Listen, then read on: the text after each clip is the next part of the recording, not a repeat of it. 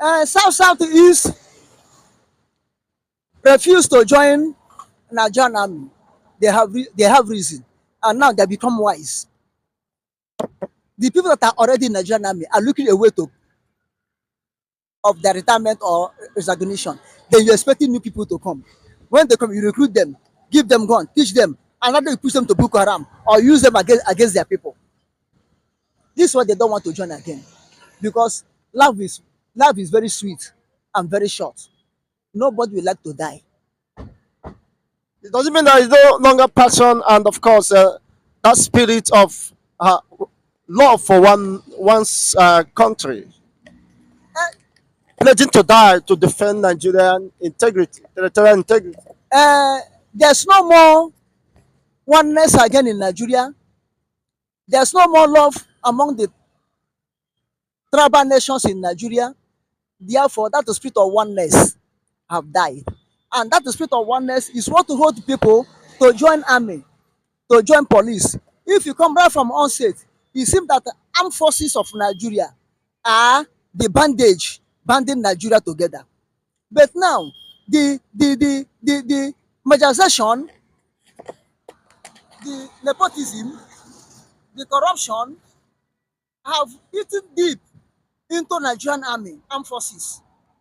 And the armed forces of Nigeria have already become guys. They have already been like a politicians. You understand? And these people you are calling to come, now you are calling them to come because you need them now to go and die. One thing is you are normal. This two section you made divide and rule. South, south, southeast, where they are one. Their slots in Nigerian army or quota system. When you come that time in the from 90s downwards, they, they don't take them. They will do like this before you see them in Nigerian army. And if they were there, they will be, voiceless. They find difficult to recruit them. Before they say they need a quota system, each region or each region or state should bring 300 people. The North already have already filled 10 million already before giving the quota system. And that quota system, they will still take it. And these people now, that time they were eager to join Nigerian army, but they always choose them few. Now they are not eager to join Nigerian army. Now it's not that you're calling them because now you need them. When it's to go and die, they become one Nigeria. When it's to build Nigeria up, they become one Nigeria. But when you come to politics, come to president, come to refinery, come to resource control, they become Omibo, become Onyamiri. All of them, you group them together. No more south, south or southeast. All of them become Omibo, become Nyamiri. You slide them off. Now they are thinking to leave you. Now they are thinking to go on their own. You want to recruit them into army. This is why most of them are not coming. All of the both sides have said they're not going because they know they are going. There's no need to join Nigerian army. Could it be that they are afraid of the instructions from Mazi Simon Ekpa that no, of course, South South or Southeast should join or be recruited into Nigerian police force? Uh, uh, Even that one may be part of it. But even if I thought Simon Ekpa did not call them not to join Nigerian armed forces again, are they fools to join Nigerian armed forces by this time? That you don't that this time that there's no you don't know the uncertainty, you don't know what tomorrow will be. This time you don't know whether there will be anarchy now in the barrack. You be number one to kill. So none of them will join now because nobody know what tomorrow will be. At this gong of Biafra must go, Biafra must go. If you continue sounding and you join them, then who will after Biafra go? Who will pay you your grantees? Is it Biafra will pay your grantees or they will pay your grantees? You are just risking your life. And these people have realized themselves. Both South South and Southeast have realized themselves that we are not going to join. Let us watch and see what tomorrow will be. because for them to join Nigerian armed forces now or Nigerian army now is endangering their life. The people repented Boko Haram, you and them are going to wear the same uniform. You know what they have in mind against you.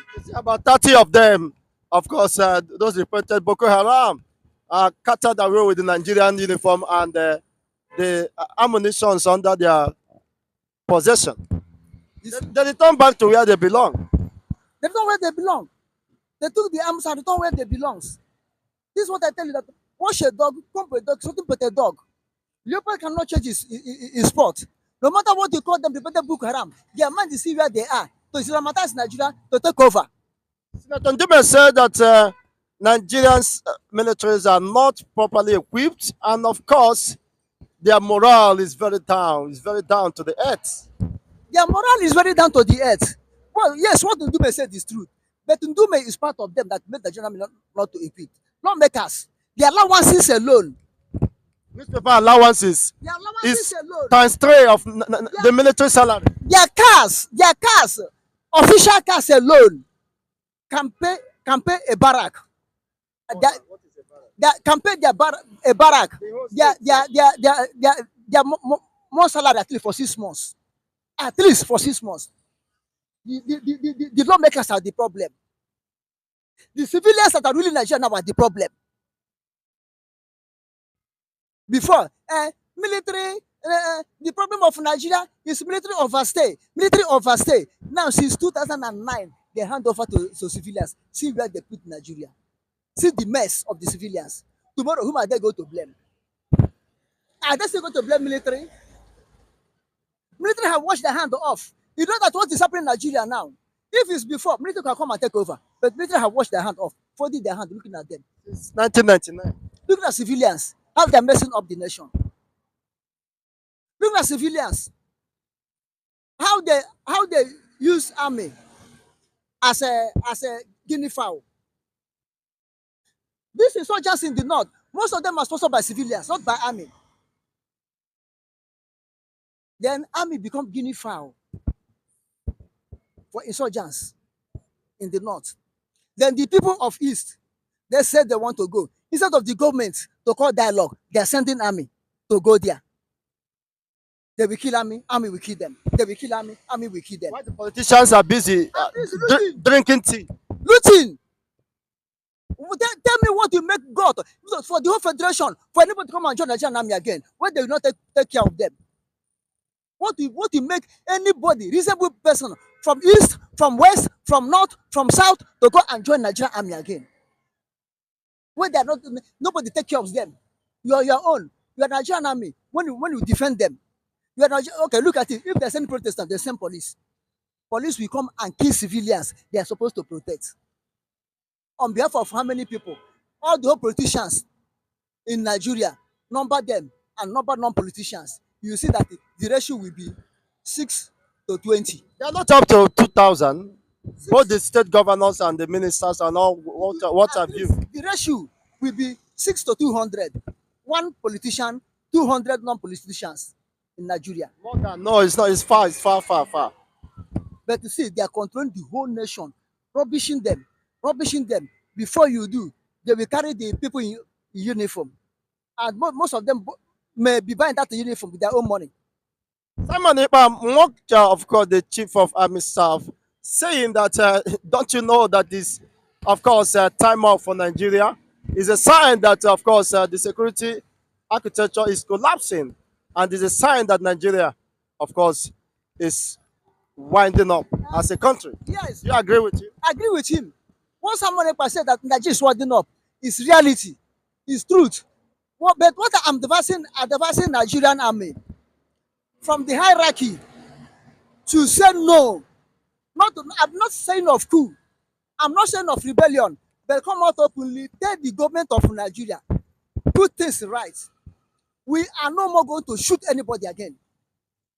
Of course, the chief of defense staff said it that they are only to solve the insecurity problem by 25%. It is good governance and accountability on the part of the politicians, the executive, that will solve the problem of poverty unemployment before you can address insecurity. No, Indirectly, they have spoken to the government. you will see that what is going on in Nigeria now, in the next 50 to 100 years, this insecurity haven't solved. And when people start killing themselves from now to 50 years, how many will remain? Time shall come. What I'm saying, if Nigerian army do not wake up and say, no, we are not going to battlefield to battle to kill our own people we are supposed to defend, we are not going to do that. The civilians in power will never listen.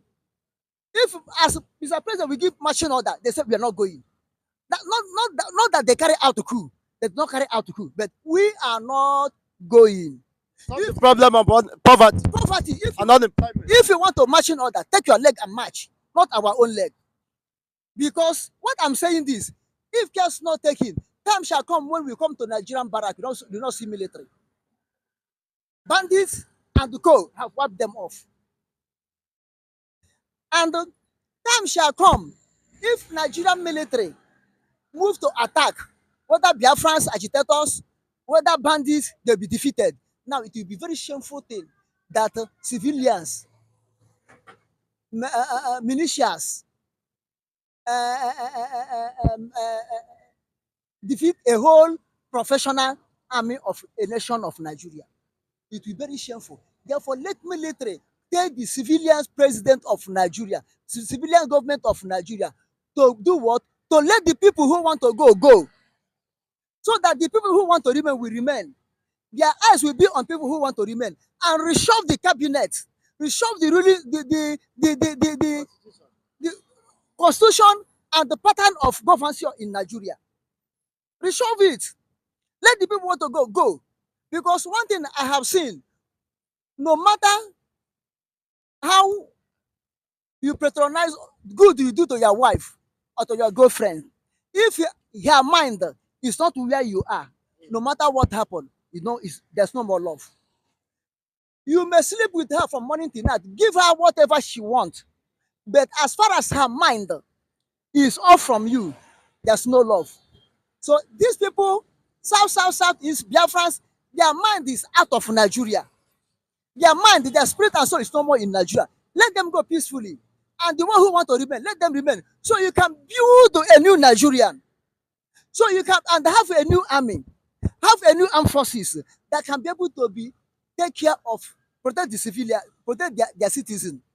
Army that you can be able to fund adequately.